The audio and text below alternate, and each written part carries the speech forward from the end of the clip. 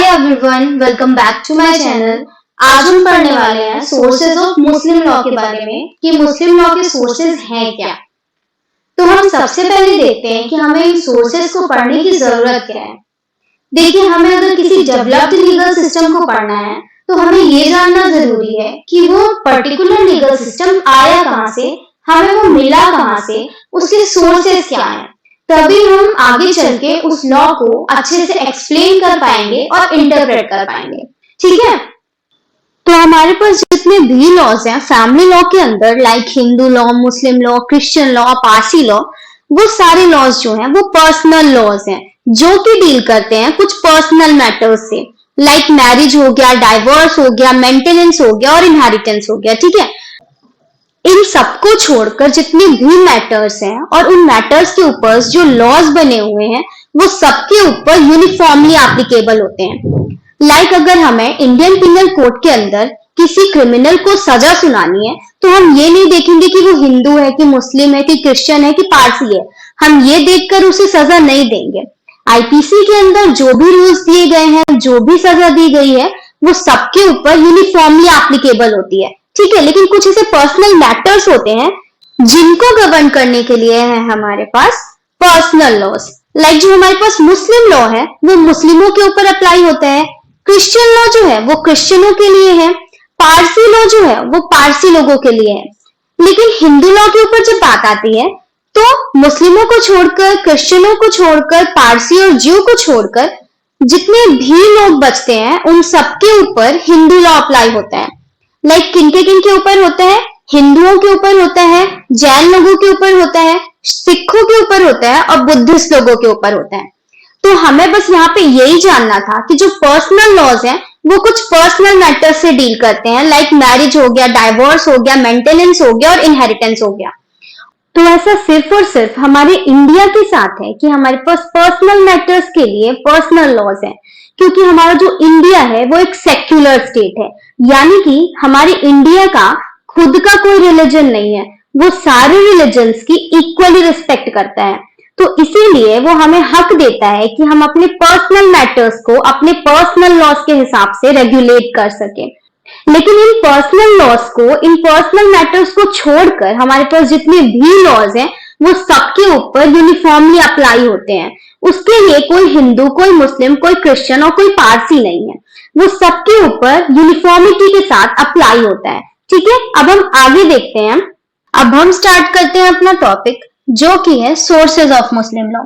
जो मुस्लिम लॉ के सोर्सेज हैं वो दो कैटेगरीज में डिवाइड है। फर्स्ट है प्राइमरी सोर्सेज और सेकेंड है सेकेंडरी सोर्सेज। प्राइमरी सोर्सेज वो सोर्सेज हैं जिन्हें खुद प्रॉफिट मोहम्मद ने अप्रूव किया था as an authoritative source of law, और सेकेंडरी सोर्सेज वो सोर्सेज हैं जो इस्लामिक सोसाइटी की चेंजिंग नीड्स को देखते हुए प्राइमरी सोर्सेज को मॉडिफाई करके बनाए जाते हैं। ठीक है, प्राइमरी सोर्सेज में सबसे पहले है हमारे पास कुरान, सेकेंड है सुन्ना और अहदीस, थर्ड है इजमा और फोर्थ है कियास। सेकेंडरी सोर्सेज में हमारे पास फर्स्ट है कस्टम और उर्फ और तामुल। ये जो दो नाम है वो अरबिक और फारसी लैंग्वेजेस में दिए गए हैं।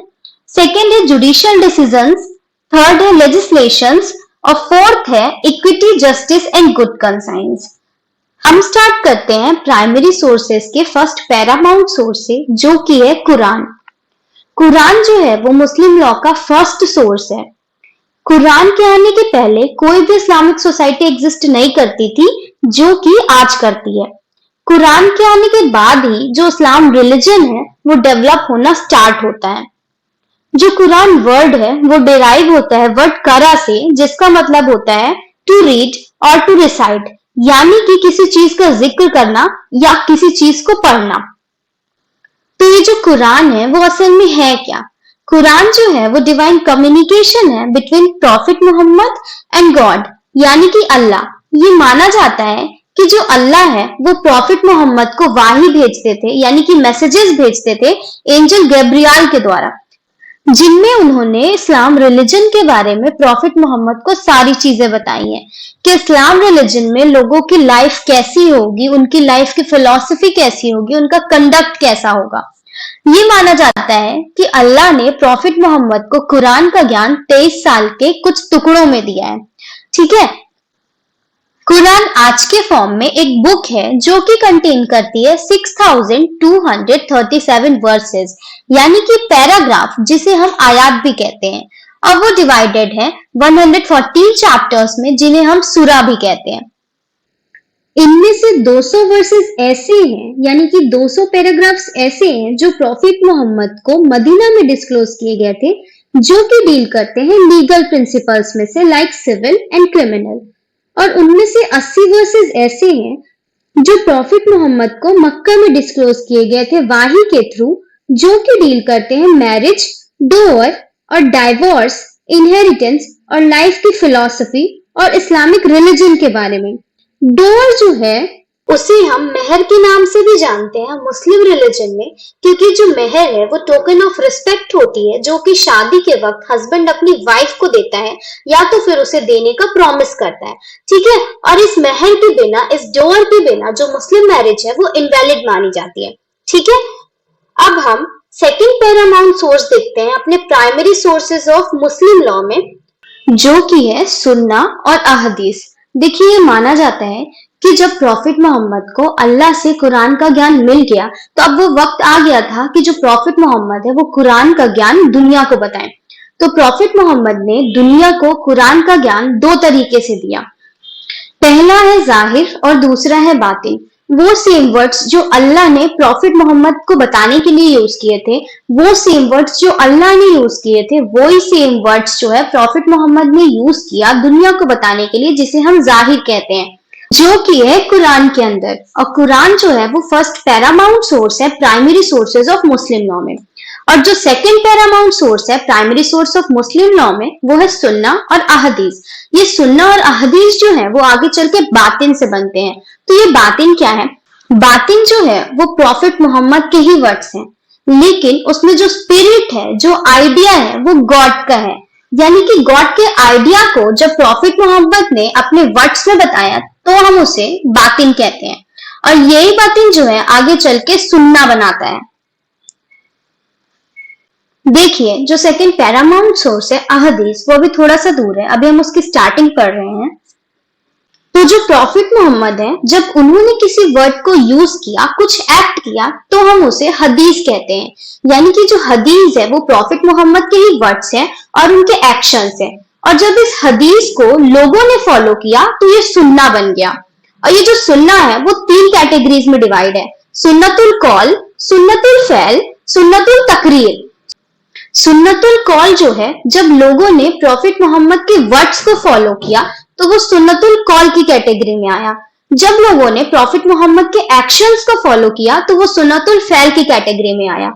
और जो सुन्नतुल तकरीर है, देखिए, इस्लाम के आने के पहले जो प्री इस्लामिक कस्टम्स थे, जो अरबिक सोसाइटीज में फॉलो किए जाते थे, ये माना जाता है कि जब वो प्रॉफिट मोहम्मद की लाइफ टाइम के दौरान उनके सामने आए तो कुछ प्री इस्लामिक कस्टम्स के लिए उन्होंने डिसअप्रूव कर दिया, लेकिन कुछ के लिए वो साइलेंट थे। तो ये माना जाता है कि जिन प्री इस्लामिक कस्टम्स के लिए वो साइलेंट थे, उन्होंने वो साइलेंटली अप्रूव किया था। तो ऐसे कस्टम जो कि प्रॉफिट मोहम्मद ने साइलेंटली अप्रूव किया था, वो सुन्नतुल तकरीर की कैटेगरी में आते हैं।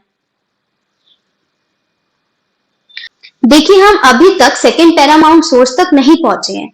तो ये जो सुन्ना है, सुन्नतुल कौल, सुन्नतुल फैल, सुन्नतुल तकरीर, ये तभी सोर्स ऑफ लॉ माने जाएंगे जब इन्हें कोई नरेटर जो है वो अप्रूव कर दे। यानी कि सुन्ना जो है वो अथॉरिटेटिव सोर्स ऑफ लॉ बन सकते हैं जब उसे कोई नरेटर जो है वो अप्रूव कर दे। तो जो अब्दुल रहमान है, जैसे कि हिंदू लॉ में मनु जो है वो वैदिक पीरियड के बहुत बड़े स्कॉलर हैं, वैसे जो अब्दुल रहमान है वो इस टाइम के बहुत बड़े स्कॉलर हैं।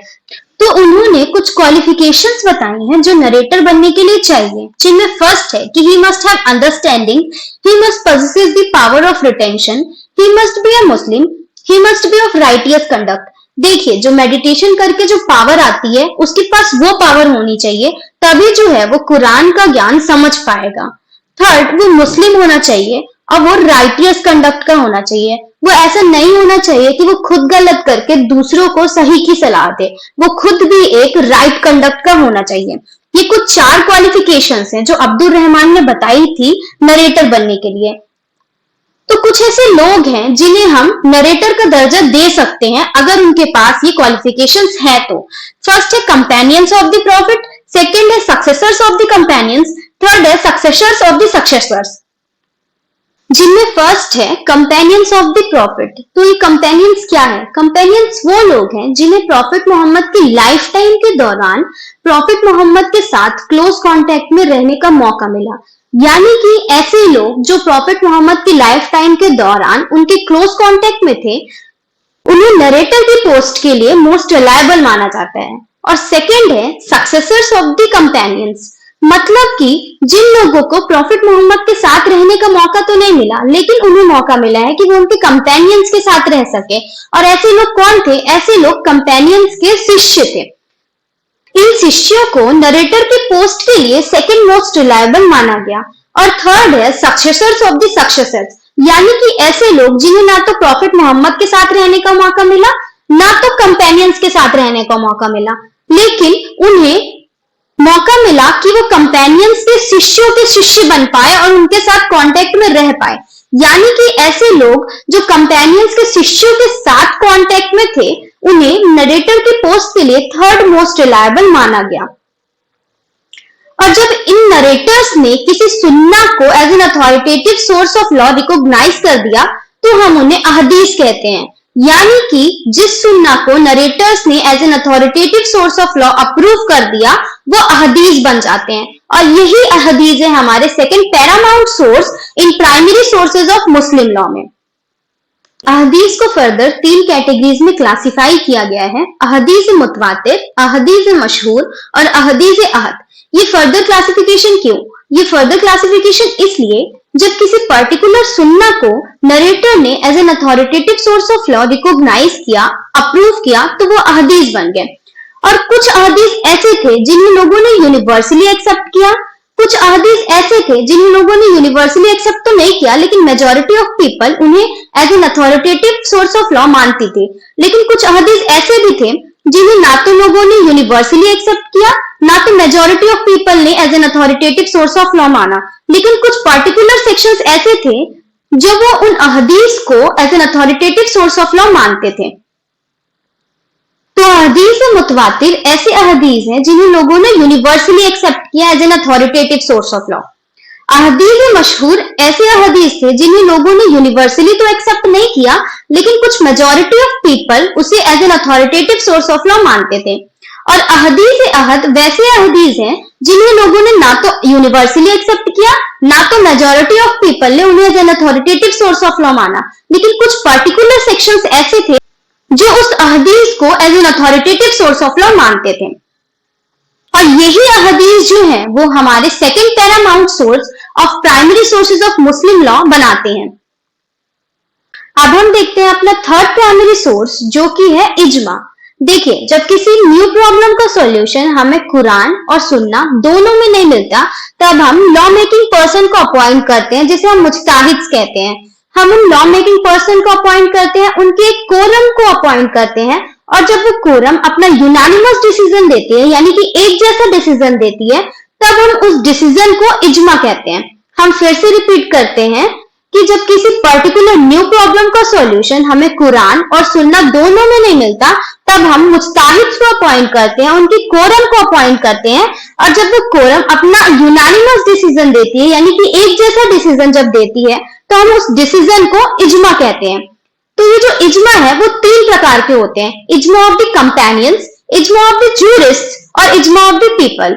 इजमा ऑफ द कंपेनियंस, कंपेनियंस हमने देखा है कि कंपेनियंस ऐसे लोग होते हैं जिन्हें प्रॉफिट मोहम्मद की लाइफ टाइम के दौरान उनके साथ क्लोज कांटेक्ट में रहने का मौका मिला है, तो ऐसे लोग को हम कंपेनियंस कहते हैं। और जब इन कंपेनियंस की एक कोरम अपॉइंट होती है और जब वो कोरम अपना यूनानिमस डिसीजन देती है, तो हम उसे इजमा कहते हैं। अब वो कहलाती है इजमा ऑफ द कंपेनियंस। इस इजमा को आगे कोई भी इजमा जो है वो ओवररूल नहीं कर सकता है, और इस इजमा ऑफ द कंपेनियंस को हनबलिस स्कूल जो है वो फॉलो करती है। हनबलिस स्कूल जो है वो सुन्नी स्कूल का एक सब स्कूल है जो इस इजमा ऑफ द कंपेनियंस को फॉलो करते हैं। अब है इजमा ऑफ द जूरिस्ट। हमने देखा है कि मुजताहिद अपॉइंट होते हैं, उनकी एक कोरम पूरी अपॉइंट होती है, और जब वो कोरम अपना यूनानिमस डिसीजन देती है, अपना एक जैसा डिसीजन देती है, तो हम उसे इजमा कहते हैं। और ऐसे ही इजमा को इजमा ऑफ द जूरिस्ट कहा जाता है। और हनफी स्कूल जो है वो इस इजमा ऑफ द जूरिस्ट को फॉलो करती है। हनफी स्कूल सुन्नी स्कूल का ही एक सब स्कूल है। और अब थर्ड है इजमा ऑफ द पीपल। जब मेजॉरिटी ऑफ द पीपल अपना एक जैसा डिसीजन देते हैं, यूनानिमस डिसीजन देते हैं, तो हम उसे इजमा ऑफ द पीपल कहते हैं। इस इजमा की बहुत ज्यादा लॉ के कैटेगरी में वैल्यू नहीं होती है। इसे जनरल एग्रीमेंट्स के लिए माना जाता है कि रोजा कितने टाइम खोल सकते हैं, नमाज आज कितने टाइम पढ़ सकते हैं। ये सारे डिसीजंस जो हैं वो इजमा ऑफ द पीपल कहलाते हैं। अब हम देखते हैं फोर्थ प्राइमरी सोर्स, जो कि है कियास। देखिए, जब हम कोई पर्टिकुलर क्वेश्चन का आंसर सुन्ना, अहदीस और इजमा तीनों में ढूंढते हैं, और जब वो हमें नहीं मिलता है तो हम उस जैसा ही सिमिलर क्वेश्चन इन तीनों में ढूंढते हैं, कुरान, सुन्ना और इजमा। और अगर हमें इस सिमिलर क्वेश्चन का आंसर मिल जाता है तो हम इस सिमिलर क्वेश्चन के आंसर को अपना आंसर लाने के लिए एनालॉजिकली डिडक्ट करते हैं। ठीक है, तो उसको हम कहते हैं कियास। अगर आपको ये अब भी समझ नहीं आया तो हम एक एग्जाम्पल से समझते हैं। क्वेश्चन ये है जो हमें ढूंढना है कि क्या सिगरेट जो है वो मुस्लिमों के लिए हराम है कि नहीं है। तो हम इस पर्टिकुलर क्वेश्चन को कुरान, सुन्ना और इजमा तीनों में ढूंढते हैं, और हमें इस पर्टिकुलर क्वेश्चन का आंसर तीनों में नहीं मिलता। तो हम इस जैसा ही सिमिलर क्वेश्चन जो है इन तीनों में फिर से ढूंढते हैं कि वाइन जो है वो मुस्लिमों के लिए हराम है कि नहीं। तो हमें इसका आंसर मिलता है कि जो वाइन है वो मुस्लिमों के लिए हराम है। तो हम इसका एनालॉजिकल डिडक्शन करते हैं कि क्या जो सिगरेट है वो इंटॉक्सिकेशन के पर्व्यू में आता है कि नहीं। तो हमें इसका जवाब मिलता है हाँ। तो हम इसका एनालॉजिकल डिडक्शन करके ये पता लगा सकते हैं कि सिगरेट जो है वो मुस्लिमों के लिए हराम है। ये एग्जाम्पल था। तो कियास के लिए दो चीजें इंपॉर्टेंट होती हैं। फर्स्ट जो है कि मुजताहिद ही सिर्फ एनालॉजिकल डिडक्शन कर सकते हैं। मुजताहिद वो लोग होते हैं जिन्हें हम अपॉइंट करते हैं, ये लॉ मेकिंग पर्सन होते हैं। ठीक है, तो मुजताहिद से सिर्फ एनालॉजिकल डिडक्शन कर सकते हैं। और थर्ड, वो किन तीनों में से कर सकते हैं? सिर्फ कुरान, सुन्ना और इजमा।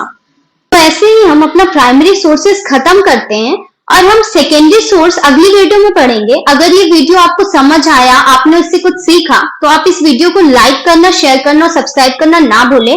और आपका कोई डाउट है तो उसे कमेंट करना भी ना भूलें। Thank you.